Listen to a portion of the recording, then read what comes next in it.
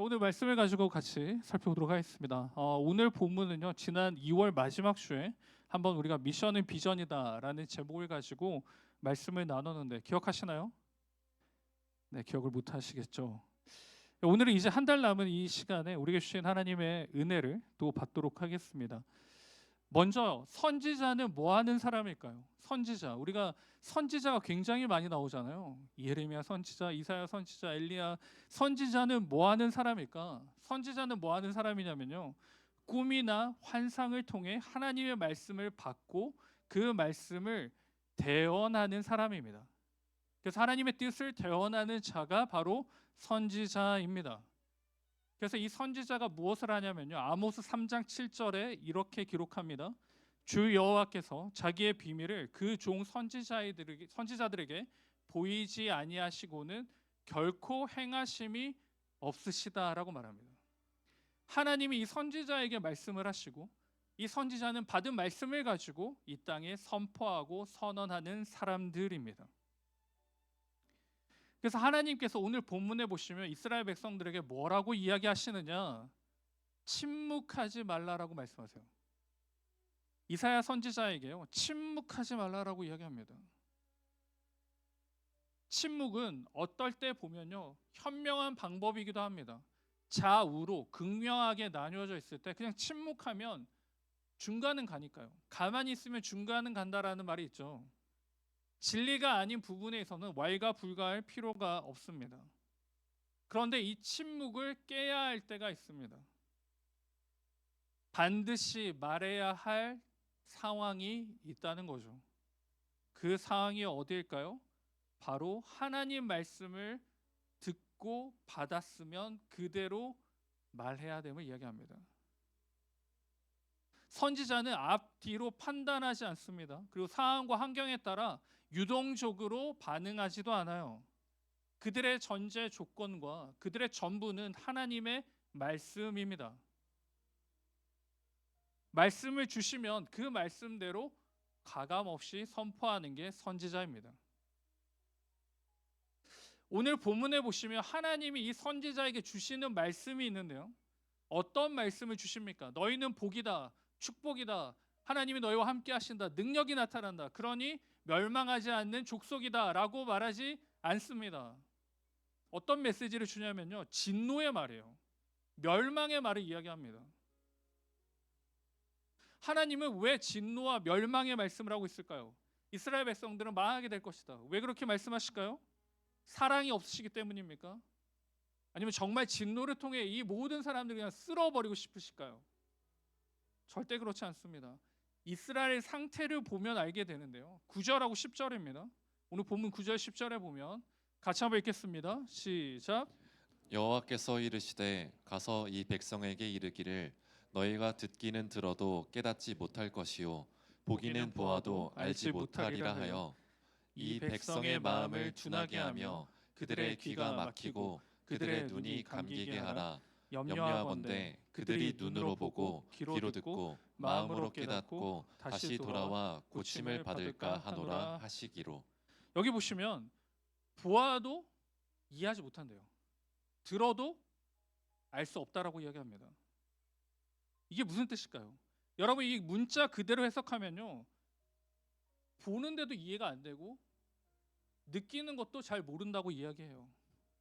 자, 우리 그 할인자매 잠시 앞으로 나와주세요. 잠시 앞으로 나와주세요. 앞으로 나와서 그냥 등만 여기로 보여주세요. 자, 저희 끄트머리에 태국어가 있죠. 보이나요? 자, 우리 옆에 있는 우리 그 선교팀 티셔츠를 보세요. 끝에 태국어가 있어요. 보여요? 보이나요? 이게 무슨 뜻일까요? 여러분, 이게 무슨 뜻일까요? 네, 감사합니다. 들어가세요. 네, 감사합니다. 이제 조그맣게 나와 있는데 이게 그 상태예요. 보고도 알지 못해요. 알 길이 없죠. 우리는 몰라요. 근데 태국 사람들은 알겠죠. 지금 이스라엘 백성들이 어떠한 상태냐? 하나님의 말씀을 들어도 이해를 못해요. 그러니까 다른 나라 말로 언어로 하는 것도 아닌데 이해를 못하고 그 나라의 말씀대로 하나님이 주시는데도 불구하고 아무런 반응이 없습니다. 왜 그럴까? 영적 둔감 상태에 있는 거예요. 하나님의 선택받은 이 모든 백성들이 눈과 귀가 어두워졌어요. 그래서 해석하려는 노력도 하지 않고 이해도 하려 하지 않습니다. 지금 선교팀이 매 주마다 모여서 여러분 뭘 하는지 아세요? 태국 시험을 봅니다. 태국어 시험을. 굳이 우리가 일주일밖에 가지 않는데 여러분 태국어 시험을 계속 보고 있어요. 그 조원들에게 물어보세요 여러분. 태국어 이게 뭐야? 뭐 이렇게 하면 여러분 답을 술술 잘 할 겁니다. 문화와 그 나라를 이해하기 위해 우리가 언어를 조금 배우고 있거든요. 그래서 앞에 설명했던 것처럼 만나면 요셉이 굉장히 환하게 웃고 있죠. 네, 잘하니까 태국어를 소개를 하고 이해하려고 위해서 우리가 매주마다 시험을 치고 있습니다. 해석하기 위함이죠. 노력입니다. 그런데 이스라엘 백성들은요 노력하지 않아요. 들으려 하지 않습니다. 이해가 원하지 않아요. 영적 둔감 상태에 빠졌습니다. 하나님의 백성이 영적 둔감한 상태에 빠지면 어떻게 되냐면요, 바로 엘리 제사장처럼 됩니다. 여러분 엘리 제사장 아시죠? 눈이 어두워진 사람, 귀가 어두워진 사람, 노년에 이르러서라고 말하지만 그건 영감이 떨어진 겁니다. 하나님과의 관계가, 하나님과의 만남이 떨어진 거예요. 눈과 귀가 닫힌 백성들에게 선지자가 해야 할 일은요 침묵하는 게 아닙니다. 결국은 돌아올 거야. 내가 말하지 않아도 괜찮아, 회복할 거야. 방관하는 게 아니에요 여러분. 하나님의 선지자는 받은 말씀을 가지고요, 그게 축복이든지 그게 권면이든지 시험이든지 그대로 선포해야 합니다. 통과해야 되는 거죠. 선지자가 침묵하면요 오히려 다른 말을 하게 됩니다. 거짓 선지자가 되는 거죠. 하나님이 이렇게 이야기했는데 내가 다르게 이야기하면 거짓 선지자가 됩니다. 예레미야서에 보시면요 유다 왕국 말기에 거짓 선지자 바스홀이라는 사람이 등장합니다. 시험에 나오지 않아요 여러분. 골든벨에 안 나옵니다. 바스홀이라는 사람이 있는데요, 이 사람은 유다가 바벨론의 공격을 통해 망한다는 게 하나님의 말씀이었습니다. 그런데 이 선지자는요 오히려 망하지 않고 싸워 이길 수 있다, 우리는 승리할 수 있다라고 이야기합니다. 여러분 어떤 선지자의 말을 듣고 싶으세요? 여기는 우리는 망합니다. 예레미야는 망한다고 그래요. 그래서 항복하자라고 이야기합니다. 이 선지자는요 싸워서 이길 수 있다라고 이야기해요. 어디 쪽이 여러분은 듣기 편하십니까? 그래서 이 바스홀은 어떤 사람이냐면요, 그냥 저희 길 가다가 어디 불러온 사람이 아니에요. 예레미야 20장 1절에 보면요, 임멜의 아들 제사장 바스훌은 여호와의 성전 총감독이더라라고 이야기해요. 성전의 총감독인데 하나님의 말씀을 듣지 못합니다. 자기 편한 대로 이야기하고 있죠. 그래서 결국 이 사람은 어떻게 되느냐, 바벨론에 끌려가 죽게 됩니다. 선지자라고 다 같은 선지자가 아니에요. 하나님께 받은 말씀대로 정확하게 전달하는 사람, 그 전달의 역할을 하는 사람들이 바로 선지자 역할입니다. 듣기 좋은 말을 하는 사람도 아니고요, 무조건 부정적인 말을 하는 사람도 아닙니다. 내가 하고 싶은 말을 하는 것도 아니에요. 하나님의 말을 전하는 사람이 선지자입니다. 왜 제가 이 선지자의 말씀을 가지고 오늘 본문을 여러분과 나누고 있을까요? 하나님의 선지자는요 하나님과 관계하고 교제하는 사람입니다. 지금이면 누굴까요? 절까요? 아니, 우리 모두예요. 여러분도 매일 하나님과 교제하고 만나고 계시잖아요. 그런데 하나님은 계속해서 말씀하십니다. 감당할 수 있고 나와 함께하면 승리하고 내가 너희와 영원히 함께하리라. 그런데요 이 말씀을 받은 저와 여러분은 그렇게 살지 않습니다. 아니요 하나님, 제가 이렇게 한번 살아보겠습니다. 지금 제가 이게 더 중요한 것 같습니다 라고 살고 있는 거죠. 어떻게 보면 참 신앙인이 아니라 조금 다른 모습의 신앙으로 살기도 합니다. 저도 마찬가지고요. 그러면 다른 모습으로 사는 하나님의 선지자, 하나님의 사람에 대해 하나님은 어떻게 하실까요? 또 한 선지자를 예로 들겠습니다. 여러분 물고기 뱃속에 누구인가요? 요나죠. 여러분 요나 기억하십니까? 요나가 하나님 말씀을 전하기를 거부합니다. 그래서 도망가죠. 도망갈 때 딱 그 배가 준비되어 있어요. 그래서 그 배를 타고 도망을 갑니다. 하나님이 도망가게 열어주셨어요. 은혜죠. 근데 그게 아니었죠. 근데 결국은 다시 돌아오게 됩니다. 그리고 하나님의 뜻과 하나님의 은혜 앞에 다시 굴복하고요. 그 말씀을 과감없이 전파하고 있습니다. 사랑하는 여러분, 하나님이 저와 여러분을 불러주시고요. 이 예배 자리에 함께 임재하시는 이유는 무엇이냐? 침묵하지 말라는 겁니다. 침묵하지 마세요, 여러분. 내가 그리스도인이고 내가 하나님의 사람이고 내가 하나님의 사랑을 입은 자임을 침묵하며 살지 마세요.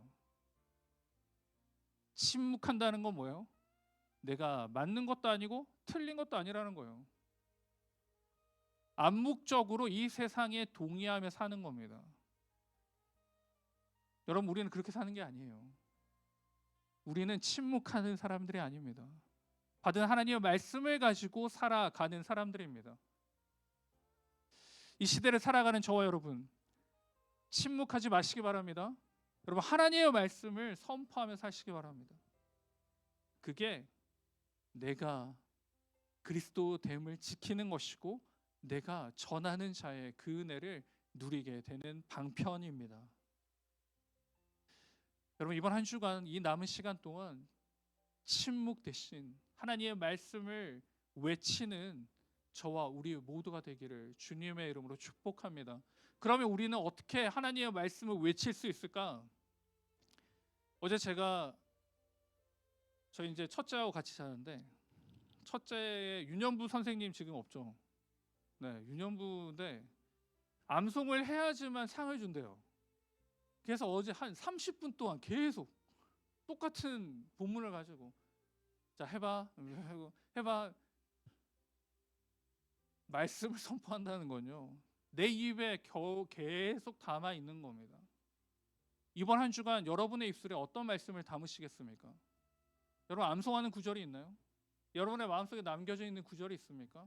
그걸 입술로 고백하는 거예요. 그게 선포하며 사는 것입니다.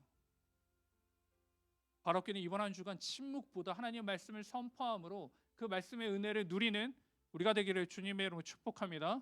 그리고요, 선지자는 뭘 하냐면요, 발걸음으로 옮깁니다. 그럼 발걸음을 옮기는 거예요.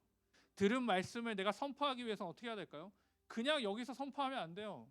가야 되죠.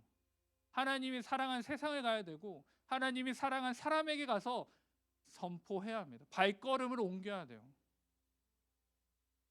이사야 선지자가 하나님의 말씀을 가지고 이스라엘 백성에게 나아갑니다. 이건 축복의 메시지고요. 선교적인 사역입니다. 제일 처음 성경에 기록된 선교사가 누구일까요? 제일 처음 성경에 기록된 하나님의 말씀을 전하는 자 누구일까요? 기돈? 노아? 30점. 네. 자, 제자훈련 신현 박신현 형제. 우리 똑똑한 박신현 형제. 네. 네? 스데반?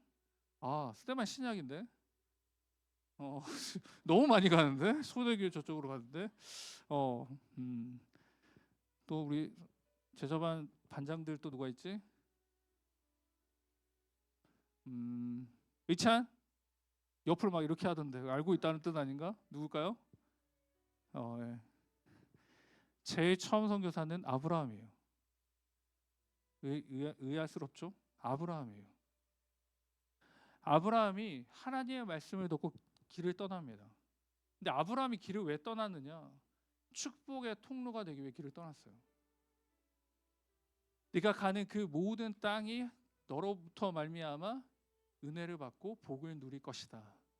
이게 뭐냐면요, 내가 가서 잘 된다는 뜻이 아니고 나를 통하여 하나님이 선포되는 겁니다. 그러니 성경에 제일 먼저 기록된 전도자는 누구라고요? 아브라함이에요. 그래서 이 땅에서의 축복의 통로의 그 은혜와 축복이 바로 전도자입니다. 그래서 저와 여러분이 아브라함을 믿음의 조상이라고 고백하잖아요. 그러니 저와 여러분도 받은 사명이 뭘까요? 전도자의 사명이에요. 시편 22편 27절 28절에 보면요. 이 땅에서 축복의 통로로 사는 사람들이 있는데 어떻게 사는 것이냐? 땅의 모든 끝이 여호와를 기억하고 돌아오며 모든 나라의 모든 족속이 주의 앞에 예배하리니 나라는 여호와의 것이요 여호와는 모든 나라의 주제이심이로다. 축복의 통로로 살아가는 사람들은요. 내 안에 복이 가득해야 합니다. 그래야지 통로로 흘러보내죠. 내 삶의 복이 무엇일까요? 여러분의 삶의 복은 무엇입니까? 뭐 할 때 기쁘세요? 요즘에 행복하거나 복된 소식이 딱히 없죠. 네, 경제도 어렵고 회사도 어렵고 그래서 뭐 이렇게 산하 지원금도 많이 깎이고 할 게 없습니다. 그리고 지금 연애를 하는 것도 아니고 슬프고 딱히 행복할 게 없어요. 그리고 일상의 단조로움 속에서 가끔씩 열받기도 하고 그렇습니다. 집에서든지 학교에서든지 직장에서든지 너무 힘들어요. 근데 여러분 이 커플 된 형제 자매들을 너무 부러워하지 마세요. 예. 연애를 한다고 늘 행복한 건 아니에요. 예. 그들은 더 무거운 짐이 하나 더 있어요. 그래서 너무 부러워하지 마시기 바랍니다. 그렇게 보면요, 세상이 주는 복은 그렇게 좋은 것 같지는 않아요. 결국은 한계가 있고 또 다른 결핍이 일어나게 됩니다.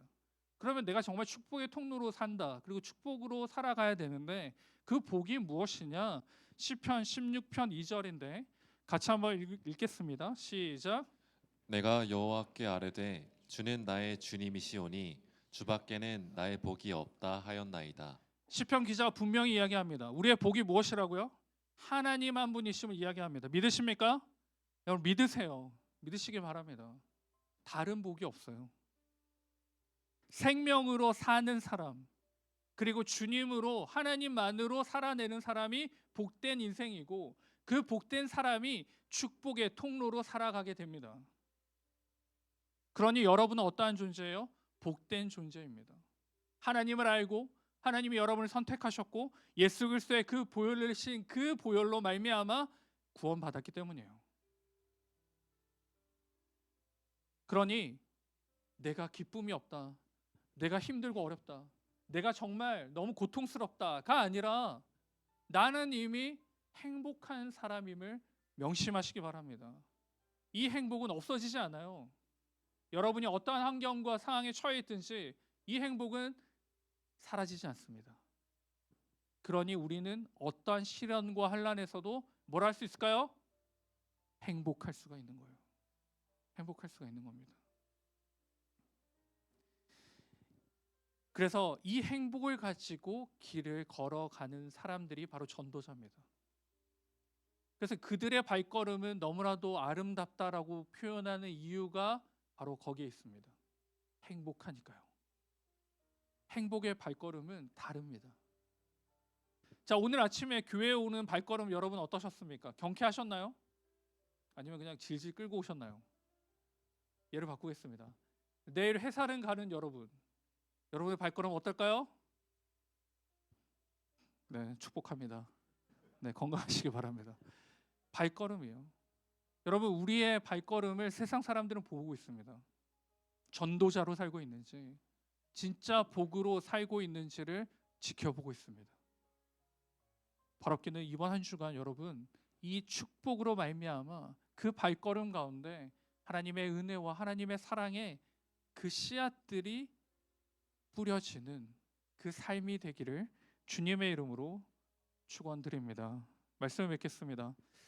여러분 우리는 이 복된 소식을 가지고 있습니다. 근데 우리만 가지고 있으면 되지 않아요. 어떻게 해야 될까요? 나눠야죠. 나눠야 됩니다.